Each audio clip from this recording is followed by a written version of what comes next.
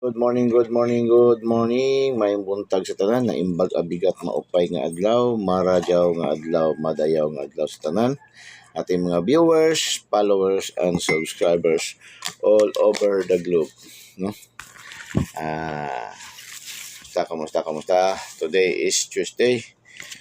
Sana walang nagrabihan doon naman sa bagong bagyo na naman dumaan. Delayed ng 1 draws, 2 draws, 3 draws. 1 day, 2 days. No, pinakamataas. Kung hindi ma-target, mag-rumble, ma-slide, ma-syndicate. So, rumble. And mayroon pa rin nagpapasalamat dito. No, kagabi may nagpasalamat. Siam ata yun. No? Siam? Ay, hindi. Umabot na.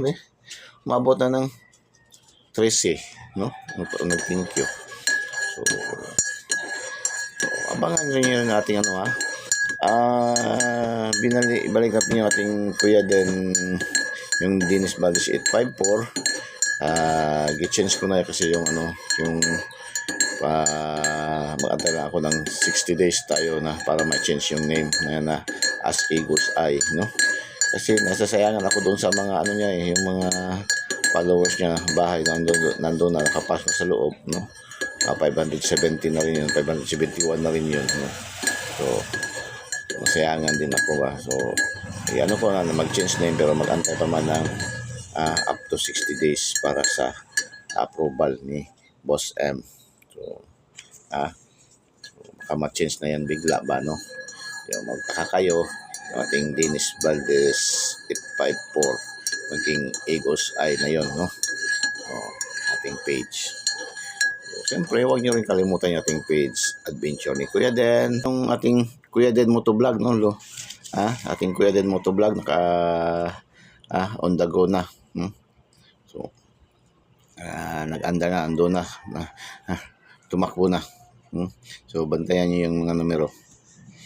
Okay, 647 for today sa araw ng Martes, ating Coffee Time with Kuya Den.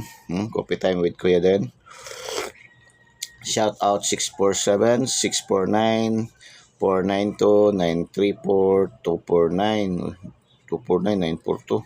749, 749, 218, 903, 436. Itong 436, so maganda to siya. 714. Sa ating pagod vibes, 478, 549, 498, 349, 618. 496, 569, 346 pa rin, no? 795 or 957 ang pinakamaganda niyan, no? Ating pa-double 131, 181, 151. Yan ating Coffee Time with Kuya Den. Okay? Good luck and God bless. Bye-bye. Diyos mabalos. I love you all.